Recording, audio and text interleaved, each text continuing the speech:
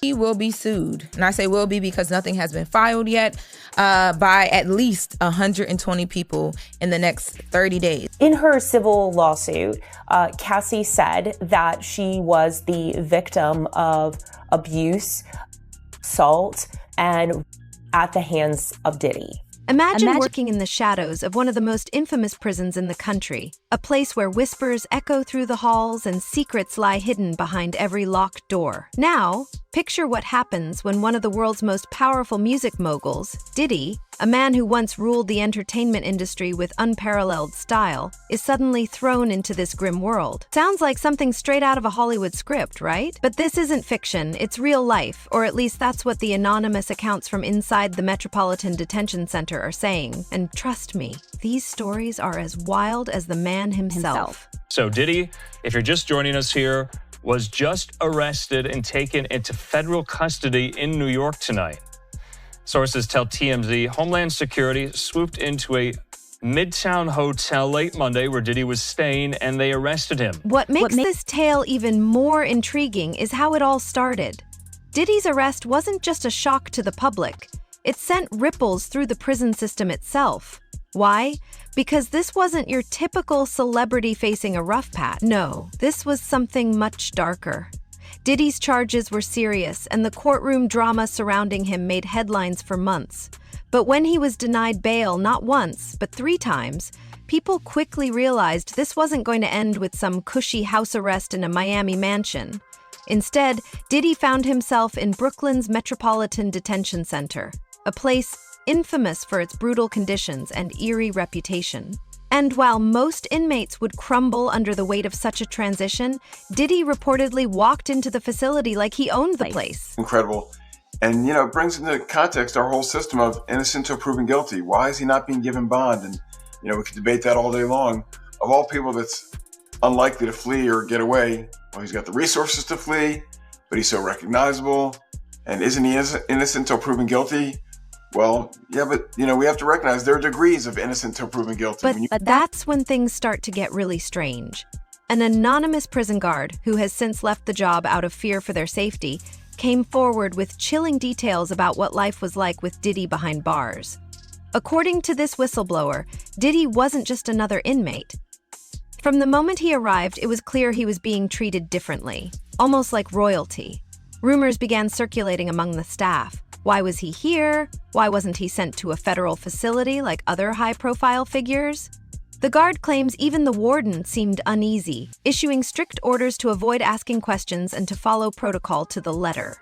But as anyone who's worked in a prison knows, secrets don't stay buried for long. The first thing that raised eyebrows was the food. While the other inmates were stuck with the usual bland, barely edible meals, Diddy's dinners reportedly came straight from a 5-star restaurant. Gourmet dishes, roasted chicken, fresh vegetables, even desserts, were wheeled in on a cart every evening. And it wasn't just the food. Over time, more and more personal items started appearing in his cell.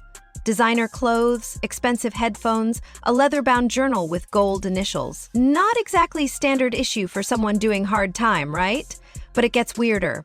The guard alleges that Diddy's visitor list was like a revolving door of the rich and powerful. Late at night, long after visiting hours were supposed to be over, high-profile guests would arrive. These weren't your typical prison visitors. No, these people came in suits, some of them instantly recognizable. Public figures, business moguls, even people from Diddy's former circle. What were they discussing? No one knows for sure, but the guard claims every visit left the staff on edge, as if something much bigger was happening behind those closed doors. That with all the money he has and all the resources he has, they couldn't craft some solution that lets him be under some form of house arrest. And again, it sounds like special treatment, but the truth of the matter is, to incarcerate somebody like him is expensive to all of us. We're taxpayers, and he's got to have unique situations. You can't put him in general population where everyone wants a piece of him and everyone wants to be his friend and everyone. Then there were the glitches. According to the guard, the security cameras in Diddy's block would flicker and distort at the same times every night, around 1 a.m. and again at 3 a.m. The footage would freeze, warp, or go completely dark before returning to normal. When the guard mentioned it to the tech team, they dismissed it as outdated equipment. But after weeks of the same pattern, it became clear this wasn't a coincidence. Soon, the guard suspected it was deliberate.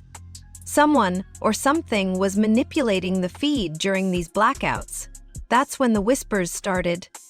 The guard recalls hearing faint voices, almost like murmurs, while patrolling the block late at night. At first, they thought it was just their imagination, but the whispers grew louder, distinct enough to recognize laughter and fragments of words.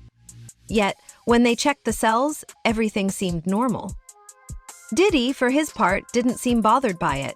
If anything, he appeared amused, as though he knew more than he let on. Hey, real quickly, all that commissary stuff, he's not getting any of that because people in the SHU have an abbreviated list. So he's out of luck. No stake for him.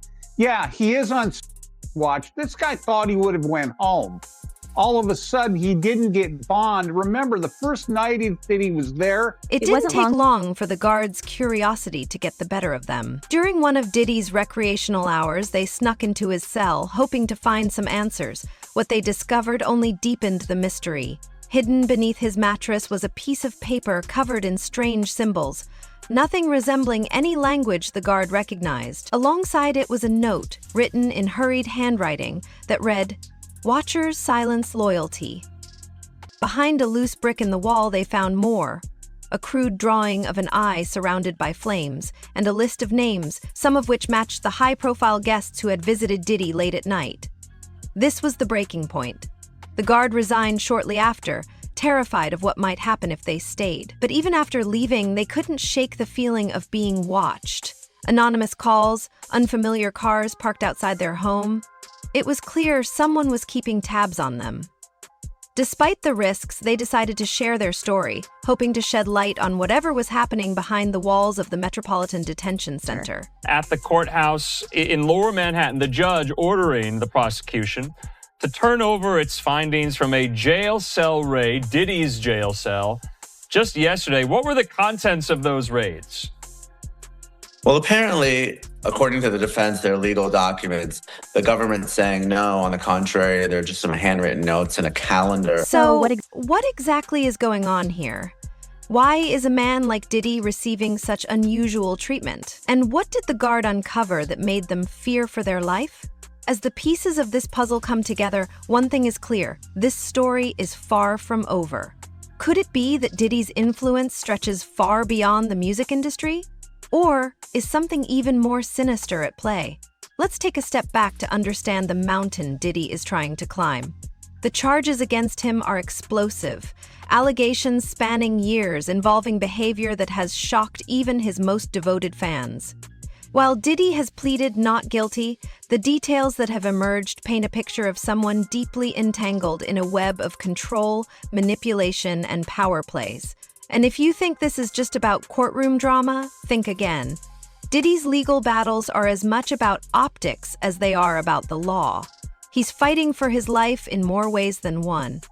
Diddy's first major legal hurdle came in the form of a lawsuit filed by his ex, Cassie Ventura, in November of 2023. Cassie's claims were nothing short of jaw-dropping, alleging a decade-long cycle of control and abuse during their on-again, off-again relationship.